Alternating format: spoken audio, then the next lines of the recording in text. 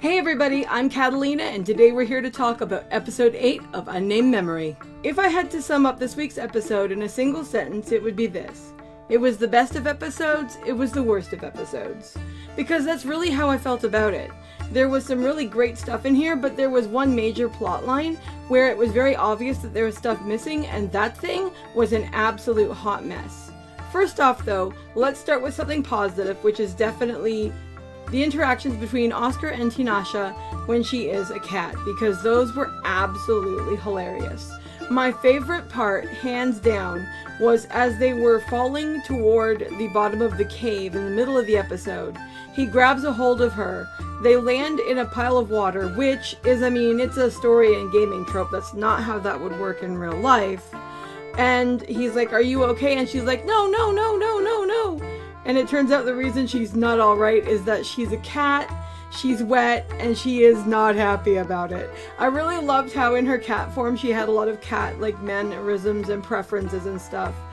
There were so many cute moments with her riding on his shoulder, or with her stretching out and just chilling because they were sharing a room. That's how she initially decided to take this form. The one thing that did kind of drive me up the wall, which these guys always have a few quirks in their relationship because it'd be boring otherwise, is that when she's talking about the importance of her being a cat and the perks of it, she mentions that it's a way for her to share a room with him and be able to find out if he sneaks out at night, which is like, seriously, dude, he's not 5.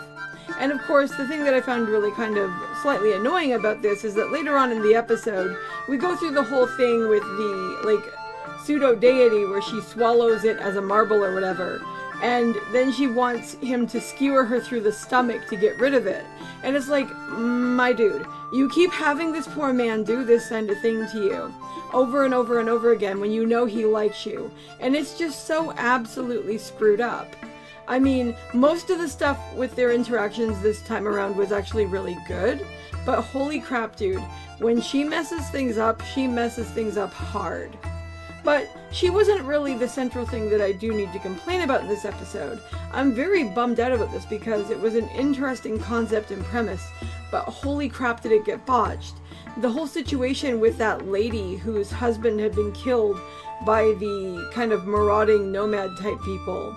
And then this marauder guy who comes back and is like, "I came back specifically to get you." And it's like, okay, that's not creepy. Which of course it freaking hella is.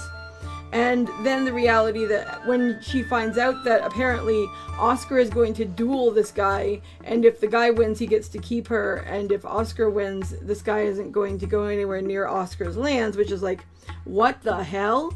At first she's all freaked out and terrified and stuff, but then Oscar wins, cuts the son of a bitch's hand off, and rightfully so, what a little prick, get rid of this dude, right? And then she's all like, "Oh no!" And she runs out toward him. It's like, what are you doing? You have no survival skills.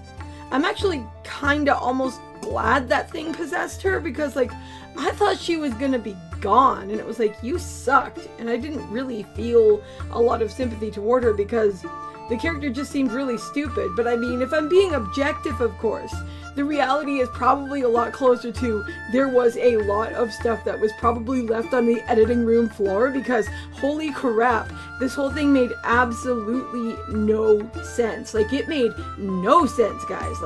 Zero. I did not know how to piece it together because, by the end of the episode, we see the two of them sitting under a tree together and stuff, and it's like, is it you hated your husband that much, or is there just some serious plot point that was not freaking included? And holy crap, it's one thing for them to cut out certain details when they translate something that was a book to something that's on a TV screen, but this has got to be, I've got to be honest, the worst translation of something from a book form to a televised form that I've ever seen in my entire life. This is the kind of thing where I'll see people complain about the way this happens to certain things when they go from a book to a movie. And most of the time when I see something like that, I'm okay with it, and I can understand why certain things are cut out and stuff like that. And usually I'm really chill about it, but this show, I have not read the source material, and I'm watching it, and it's not even somebody who had read it and was like, "Oh, they left out my favorite detail here." No, as somebody who has not actually actively read the source material, this thing has like absolute pieces missing from it. I said it the other week. It's like going to a garage sale, buying a jigsaw puzzle, bringing it home, and finding out that 25% of the pieces are missing. Yikes. On the positive, though, what I will say is that the overall interactions and relationship between Oscar and Tinasha in this episode, in my opinion, are the absolute finest that we've actually seen anything between them be. Now that we have the situation where she is his fiancée, the pressure for him to keep trying to get her to marry him has like greatly decreased, and it seems like they are able to much more relax in each other's company and actually work together. We don't see her running off by herself to do something. We don't see him running off by himself to do things. We actually see them working together and using their strengths and trusting in each other and actually like supporting each other in decisions, which I thought was a lot better. Like, I love the part where she's all like, I really want to teleport people out of here right now. But she doesn't do that. She recognizes that there are certain things going on that people are needed where they are and stuff. And she doesn't just like whisk him away or something. Like, the fact that she's starting to get to that point and that she's starting to recognize that kind of thing shows me that to at least a certain extent that she's growing.